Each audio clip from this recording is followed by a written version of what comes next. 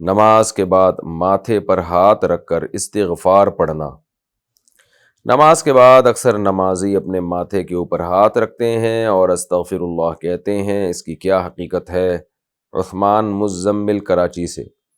یہ عمل سنت تو نہیں ہے ماتھے پہ ہاتھ رکھنے کا، یہ خوب سمجھ لیں۔ میرا خیال ہے کسی نے بتایا کہ اس سے حافظہ تیز ہوتا ہے، واللہ عالم، لیکن اس زمانے میں بہرحال اس عمل کو ترک کر دینا چاہیے، کیونکہ لوگوں کے عمل کو دیکھ کر دوسرے لوگ اس عمل کو سنت سمجھنے لگے ہیں۔ کسی صحیح حدیث میں اس کا تذکرہ نہیں ہے، لہذا اس عمل کو ترک کر دینا چاہیے اس زمانے میں۔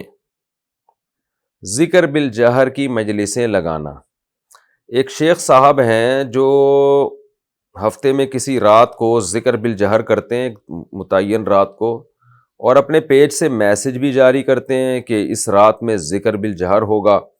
اسی طرح ہر رمضان میں پورا مہینہ اعتکاف میں بیٹھتے ہیں اور ہر رات ذکر بالجہر ہوتا ہے، جس میں 5-6 ہزار تک لوگ بھی آتے ہیں۔ اس بارے میں رہنمائی فرمائیں کہ کیا یہ ٹھیک ہے یا ٹھیک نہیں ہے؟ قاری ساجد صاحب نے یہ سوال پوچھا ہے۔ دیکھیں، یہ عمل جائز نہیں ہے، کیونکہ ذکر کے لیے تداعی کا مطلب لوگوں کو اکٹھا کر کے ایک مخصوص وقت پہ باجماعت ایک حلقہ بنا کے ذکر کرنا، یہ تو صحابہ سے اس کی ممانعت منقول ہے۔ حضرت عبداللہ بن عباس رضی اللہ عنہ نے اس طرح دیکھا تھا کہ لوگوں کو مسجد میں ذکر کر رہے تھے، تو آپ نے کنکر مارا ان کو۔ تو عبداللہ بن عباس تھے یا عباس تھے، مجھے اس راوی کا نام میں بھول گیا ہوں، خیر، لیکن یہ چیز منسوس ہے، فقہ کی کتابوں میں بھی لکھا ہے کہ یہ عمل جائز نہیں ہے۔ تو ایک تو یہ ہوتا ہے کہ جو شیخ ہے نا، اپنے مرید، ان کے مریدین آئے ہوئے تھے بیان سننے کے لیے، تو ان مریدین کو ذکر پہ لگا دیا۔ تربیت کے لیے جہرن ذکر بھی کروایا جاتا ہے بعض دفعہ تاکہ دھیان نصیب ہو، تو وہ بھی جائز ہے، لیکن تربیت کے لیے اور تداعی کہتے ہیں کہ اعلانات کر کے میسج چلا کے سب لوگوں کو اکٹھا کرنا، یہ تداعی ہے، یہ تداعی ناجائز ہے۔ تو نفل عبادت کے لیے تداعی ناجائز ہے، تو اسی طرح ذکر بھی ایک نفل کام ہی ہے، تو اس کے لیے بھی تداعی ناجائز ہے۔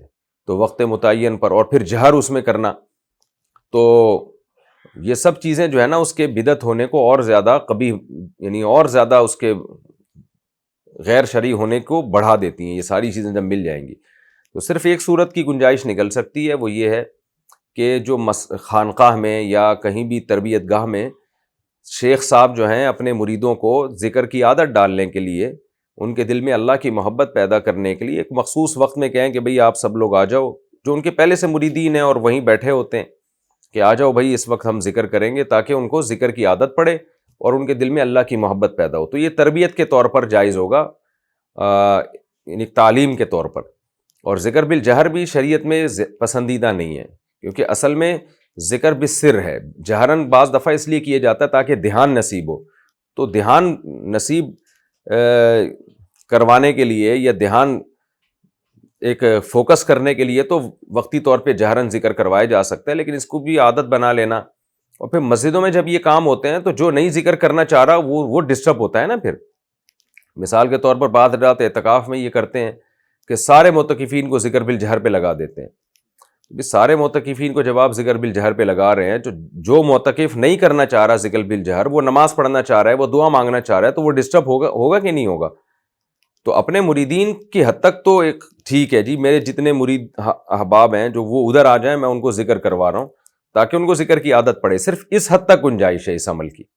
باقی میسیجز چلا کے محلے والوں کو اکٹھا کرنا، یا اعتکاف میں جب ہر طرح کے لوگ مسجد میں آ رہے ہیں، آپ کے مریدین بھی ہیں اور مریدین کے علاوہ بھی ایک عوامی طبقہ بھی آیا ہوا ہوتا ہے، تو ان کو سب کو ہی ایک صبح و شام ذکر بالجہر کرانا، اس میں بہت سے لوگ ناگوار گزر رہا ہوتا ہے، بہت سے لوگوں پہ یہ عمل کہ بھئی ہمیں کیوں آپ کروا رہے ہیں، ہم تہجد پڑھ رہے ہیں، ہم دعا کر رہے ہیں، تو سارے تو آپ کے مرید نہیں ہوں گے نا، تو اس میں بھی سبھی کو کروانا، تو اس سے یہ غلط عمل ہے، اس کو چھوڑ دینا چاہیے، اور ناجائز ہے، ایک بدعت بھی ہے، تو اس لیے اس عمل کو ترک کر دینا واجب ہے۔ تو جائز کتنا ہے وہ میں نے بتا دیا، کہ کوئی شیخ اپنے خاص مریدوں کو بٹھا کے تربیت کی نیت سے ذکر کروائے، بشرطے کہ دوسروں کے آرام میں خلل نہ ہو، دوسروں کی عبادت میں خلل نہ ہو، تو تربیت کی نیت سے اس حد تک تو گنجائش ہے۔